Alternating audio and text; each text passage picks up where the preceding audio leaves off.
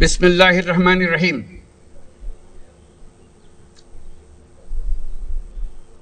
প্রিয় দেশবাসী, যে যেখানে আছেন, বাংলাদেশের খেতে খামারে, শহরে নগরে গঞ্জে যারা আমাদেরকে দেখছেন আজকে এই মহান দিবসে, তারা আমার সালাম গ্রহণ করুন। আর যারা উপস্থিত আছেন তারা আমার শুভেচ্ছা ও সালাম গ্রহণ করুন।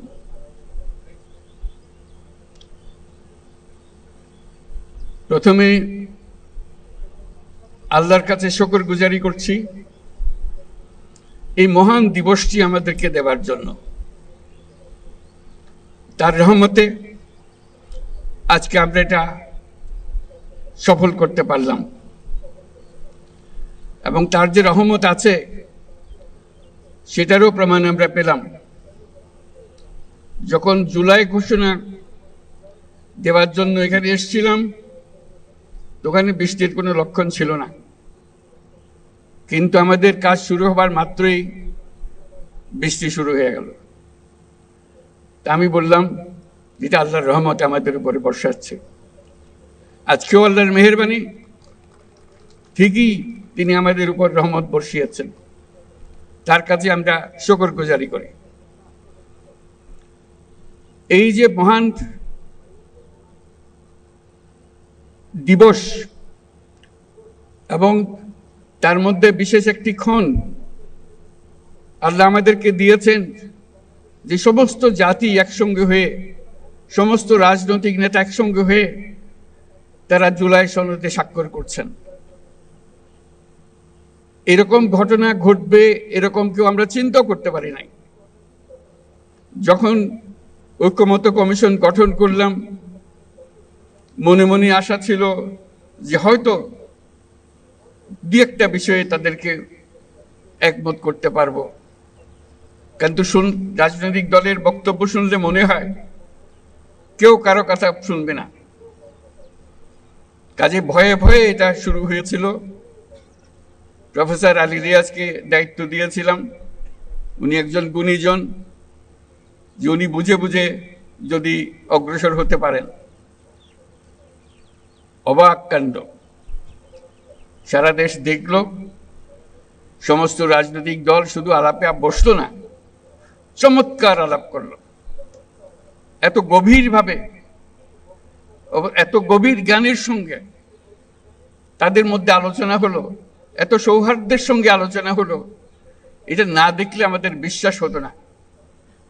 আপনারা যারা দেশের প্রত্যন্ত অঞ্চলে আছেন, বিভিন্ন জায়গায় আছেন, তারা প্রত্যেকে দেখেছেন, কারণ টেলিভিশনে এটা প্রচার হচ্ছিল ক্রমাগতভাবে, কিভাবে তারা তাদের যার যার নীতিগুলো তুলে ধরছেন, বক্তব্যগুলো তুলে ধরছেন।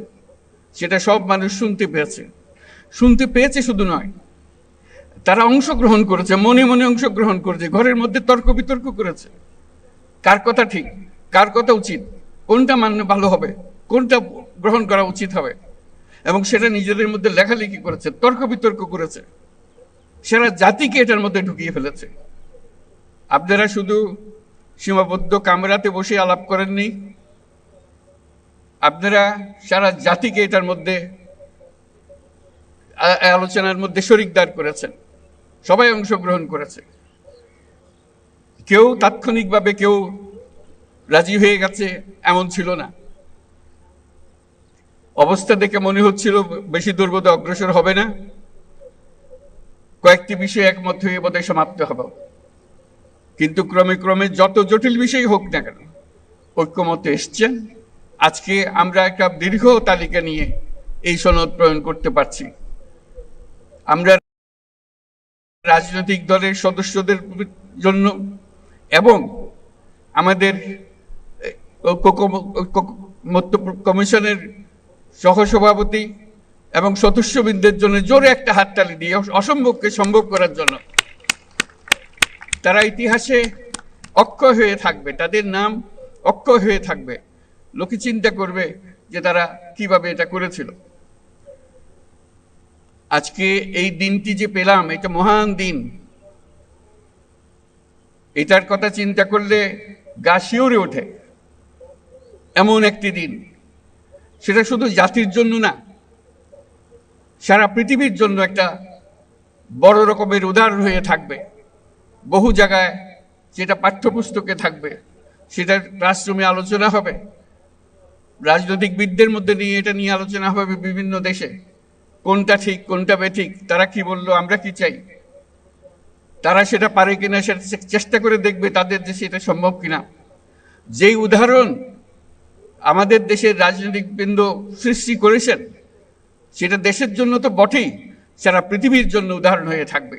আমি তাদেরকে আবারও মোবারকবাদ জানাই এই কাজটি করার জন্য, দেশকে অনেক উচ্চে নিয়ে যাওয়ার জন্য, বহু উচ্চে নিয়ে গেছেন তারা। এই যে আমরা এটা পারলাম, একটা কমিশন বসিয়ে একমত করার চেষ্টা করা, এই যে কমিশন বসানো হলো, এই সুযোগ যারা দিল, যার কারণে হলো, তাদের কথা আমরা একবার স্মরণ করি। গণ অভ্যুত্থানের নায়কদের কথা স্মরণ করি, যাদের কারণে আজকে আমরা এখানে এসেছি, যারা এই অভ্যুত্থানের জন্য প্রাণ দিয়েছে, রক্ত দিয়েছে, তাদের কাছে স্মরণ করি। যারা আহত হয়েছে, বীর যোদ্ধা যারা আহত হয়েছে, বেঁচে আছেন, কষ্টে আছেন, তাদের কথা স্মরণ করি, তাদের কাছে আমাদের শ্রদ্ধা জ্ঞাপন করি, আমাদের কৃতজ্ঞতা প্রকাশ করি। তাদের জন্যই আজকে আমাদের এই দিনটি করা সম্ভব হয়েছে। তাদের কাছে আমরা সারা জাতি চিরকৃতজ্ঞ থাকবে। আমরা সেই কৃতজ্ঞতা তাদেরকে জানালাম। আমরা আজকে যে কাজটা করলাম, এখানে স্বাক্ষর করলাম সবাই মিলে, সেটা দিয়ে আমার বাংলাদেশ পরিবর্তন হবে। এই পরিবর্তন সম্ভব হলো ওই গণ অভ্যুত্থানের কারণে, ছাত্র জনতার অভ্যুত্থানের কারণে। এটা হলো দ্বিতীয় অংশ। সেটা তারা করেছিল বলেই আজকে আমরা এই সুযোগ পেলাম। আমরা পুরনো কথাবার্তা সব পাল্টে ফেলে নতুন কথাগুলো আমাদের জীবনে নিয়ে আসলাম, আমাদের জাতীয় জীবনে নিয়ে আসলাম, আমাদের সংবিধানের পরিবর্তনের মধ্যে নিয়ে আসলাম, আমাদের অন্যান্য বিষয়ে সরকার চালানোর বিষয় নিয়ে আসলাম, অনেক বিষয় এসছে এই পরিবর্তনের ভেতরে। এই পরিবর্তন এখন আমাদের সামনের দিকে এগিয়ে নিয়ে যাবে। আমরা সেই পথে অগ্রসর হব। আমাদের জন্য আজকে নবজন্ম, আমাদের নবজন্ম হলো আজকে। এই স্বাক্ষরের মাধ্যমে আমরা নতুন বাংলাদেশের সূচনা করলাম। সেটা যেন সঠিকভাবে আমরা যেতে পারি, এটার জন্য আমরা আল্লাহর মেহেরবানি চাই, যাতে করে আমরা এটার থেকে বিচ্যুত না হই। আমরা একমত হয়েছি, এই একমত সুন্দরভাবে পরিচালনা করা, সামনের দিকে নিয়ে যাওয়া কিভাবে আমাদের কাছে সম্ভব হয়। যেই তরুণরা এই দিনটিকে সম্ভব করেছে, এই বাংলাদেশের আনাচে কানাচে এই পরিবর্তনের জন্য যারা জীবন দিয়েছে, তারা এই তরুণরাই আবার বাংলাদেশকে নতুন করে গড়বে। এই আলোকে, এই চিন্তাধারার আলোকে তারাই দেশকে গড়বে, তারাই দেশের নেতৃত্ব দেবে, তারা আমাদেরকে পথ দেখাবে। এই দেশ তরুণদের দেশ। এখানে 18 কোটি মানুষের মধ্যে অর্ধেক মানুষ হলো 27 বছরের নিচে। চিন্তা করেন কিরকম তরুণ এই মানুষ, বাংলাদেশের মানুষ। এটি আমাদের সম্পদ।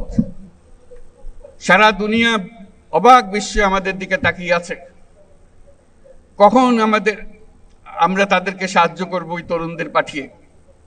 কারণ সারা দুনিয়াতে তরুণদের অভাব, কোনো দেশে তো তরুণ নাই বলতে গেলে। কাজে তারা আমাদের দিকে তাকিয়ে আছে।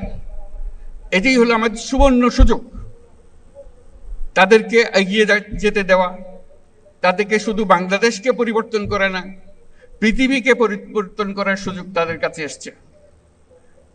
আমাদের কাছে দরখাস্ত আসছে, আমাদের কাছে এতজন পাঠান, আমাদের কাছে এতজন পাঠান, আমাদের কাছে যত পারেন পাঠান।